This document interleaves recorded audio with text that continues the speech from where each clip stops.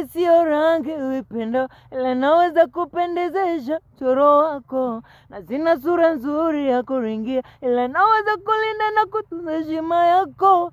Wajua mabaya unayofanya baby, hivyo nalipwa na nani? Ama tuseme pengine umeamua baby umsaidie shetani. Nilifurahi kuona umezaliwa na macho, na mia kuona ndo uoni. Tena nikahangaika hata kwa ajili yako, pale ulipokoma sikomila. Asante, asante ya punda agwal ni mateke niache mia niteseke ni uvua upweke.